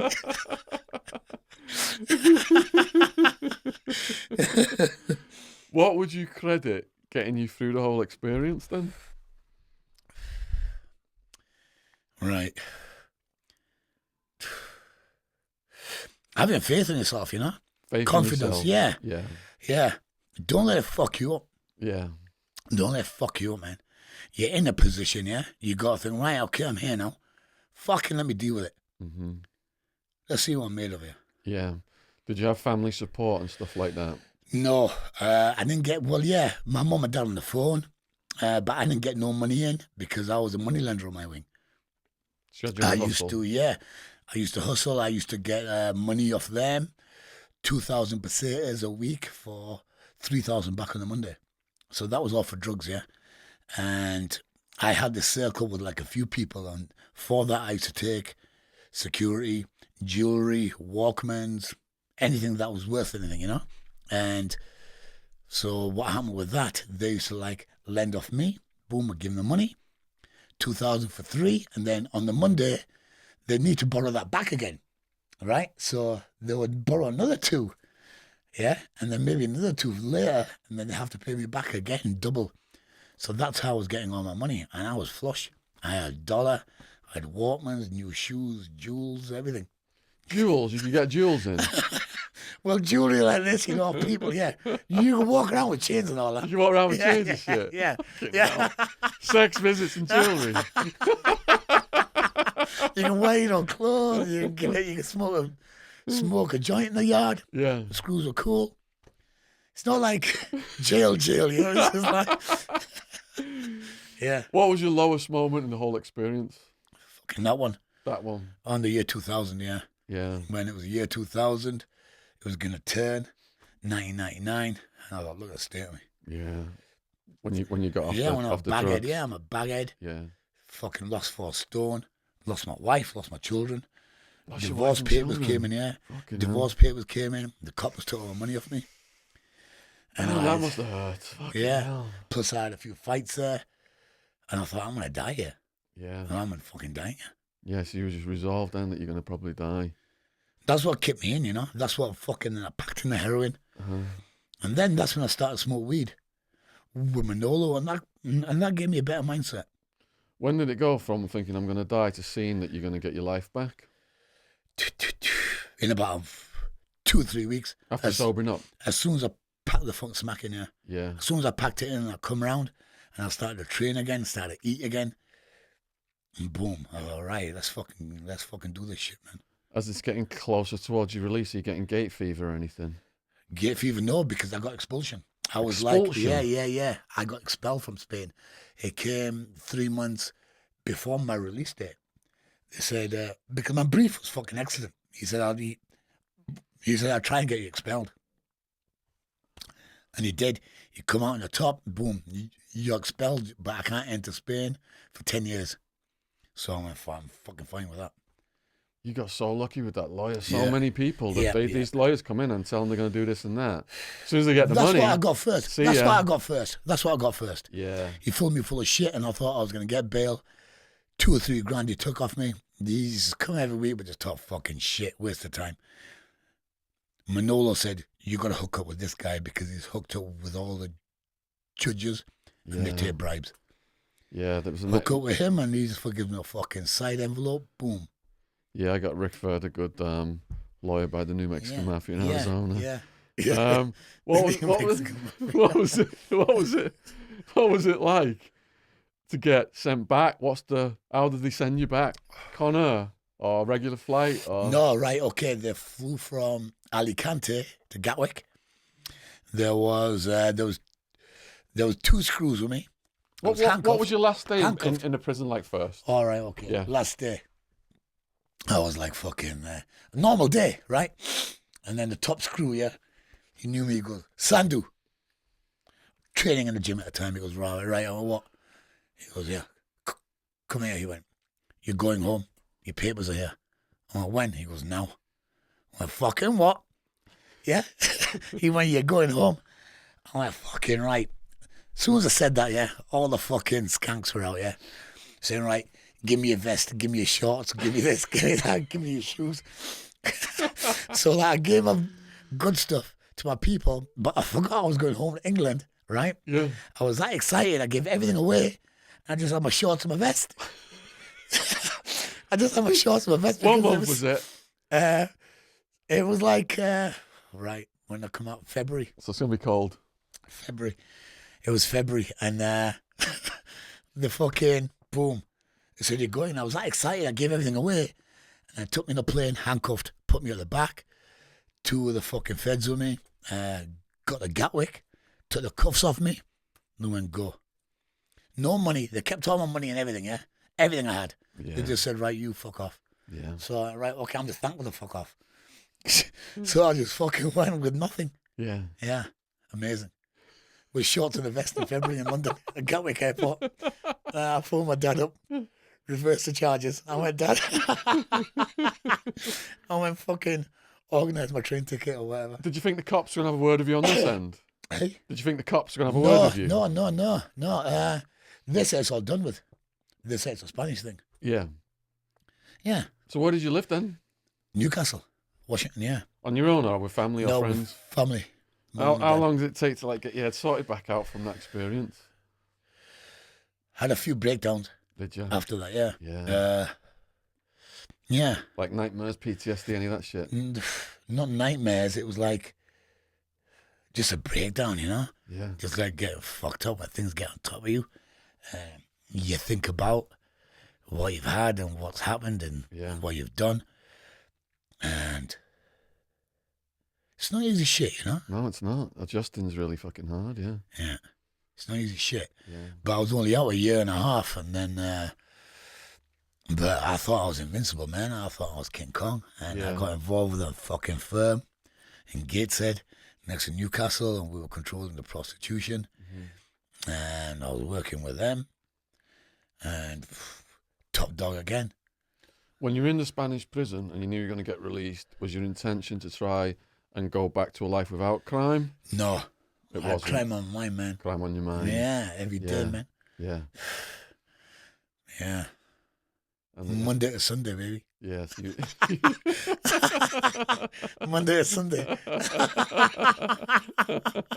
Yeah. So how long did it take before you got in trouble again? Fucking straight away. Straight away, because I put myself right in the fucking front line of a firm. Yeah. That were operating, they were already getting watched. But I didn't give a fuck, you know? Yeah. Yeah, I really didn't give a fuck. And I was doing it, controlling the prostitution. And we were dealing with drugs, controlling areas. We had a big rep. We did what the fuck we wanted. Yeah. There was loads of fucking brass everywhere. Prostitutes here, that. Threesomes were regular. Gangster life, innit? Pimp life, baby. Was the prostitutes there as good as the top floor in Karachi? What was it called? Paradise English Hotel? English ones are better, man. English ones are better. The Muslims don't like us so cocky, you know? They don't pass meat.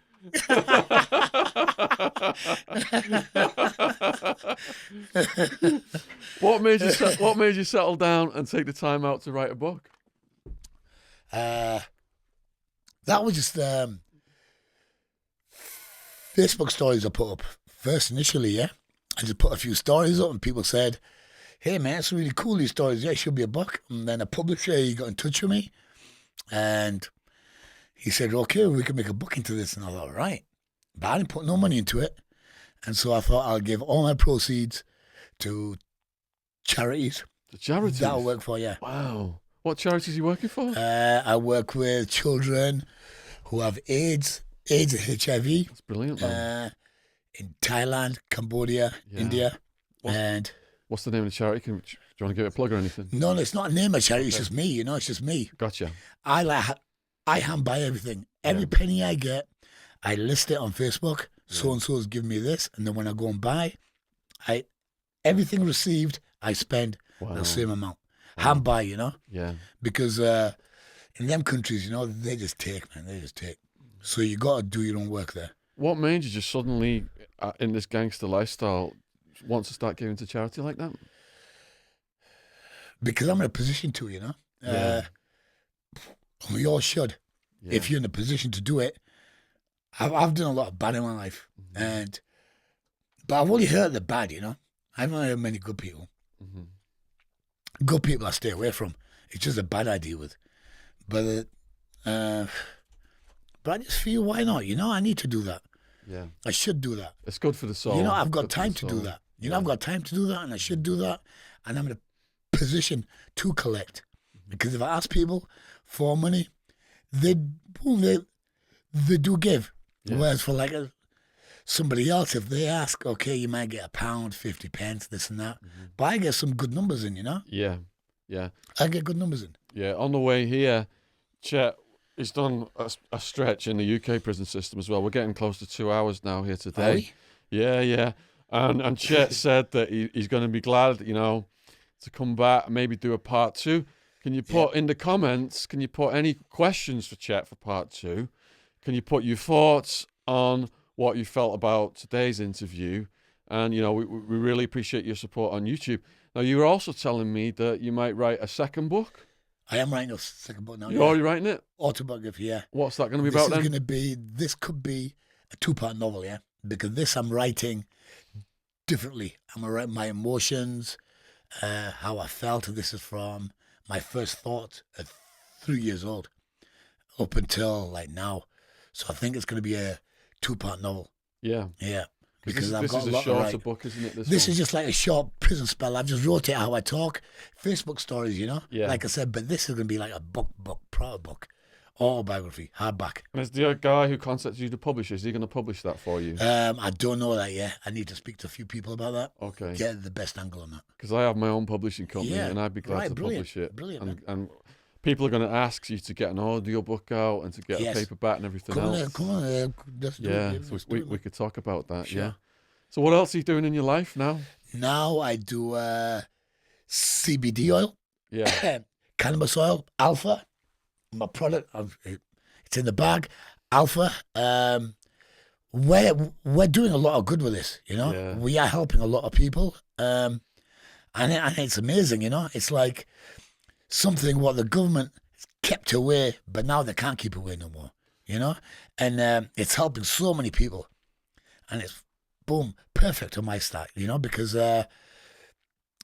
you know, I don't have to go to work, I don't have to do this. I just need to like communicate with people, do parcels, speak to them, tell them what they need, and then boom, excellent for me, suits me. I write about the war on drugs and researching the history of it. You know, cannabis was made illegal in California in the beginning. The pharmaceutical societies didn't want people to grow free medicine in their own backyards.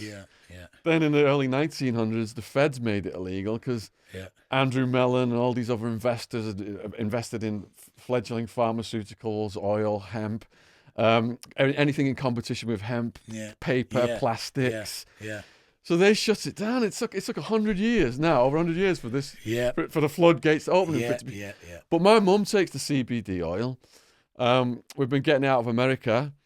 My mum has migraines, depression, anxiety, and it's really helped her not have any of that stuff for months and months on end. Yeah, that's what it does. It's absolutely fantastic. And CBD oil, it's low THC. It's not an illegal drug still in this country. You can buy it, you can get it legally. So if people want to get your CBD oil, is there a link I could put in below the video? Yeah. For you got a website for this? Yeah, we got a website, man. Okay, what's the name of the website? What's the name of the website? It's a good question, man. Right, it's www.alphacbd.eu. Okay, we'll have that. Yeah, it's a good site. It's a good site, man. But it's only like fresh now at the minute, yeah. But we're going to work on it, and we're doing a product now for pets also. Yeah, for pets, and it's all going excellent for me. You know, it's all going good now. I'm writing my book. I'm doing this. I'm away from the shit. I don't like to really mix with them ex people anymore. Some I do, but a lot I don't, you know, because they're all just fucking sort of needy, a lot of them, you know. When was the last time you took drugs? About 2 hours ago, before the interview, and a joint. Like hard drugs. Oh, hard drugs. Yeah, okay, that's okay. That's good. Right, fucking, what was it? Cocaine I take now and then, but that's in like a social circles. But no, it doesn't bother me, you know that, you know? A weed, I'll have a beer, this and that, I'm all good with that. Adults should be able to do whatever they want without the police fucking with them. Well, yeah. But hard drugs are okay if you can handle them. Yeah. Hard drugs are okay if you can handle them. What they do and the expense as well, because it's expensive. A lot of people buy them, they can't even pay the rent. Yeah, not many people handle them. They get addicted and fucking ends bad usually from what I saw. Yeah. How did you end up on James English podcast then? Shout out to James. We'll put the link below. Yeah, as James, well. baby. James is all right. He's a good boy. I'm meeting him in Scotland at the end of this month. We're going to do an interview. I might go with you. I'll be up there. I'm doing a TED Talk date? as well. Like 28, 27 Right. around Look, then. I'm around. Yeah, I'll be up there. Around. I'll be up there. Yeah. Yeah. We'll have a party, man. We'll get some girls together. We got a limo. We'll do it big time. Paradise Hotel. Edinburgh. Paradise Hotel, baby.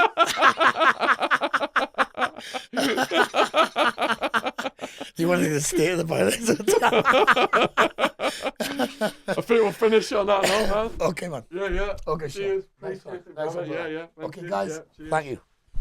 Appreciate it.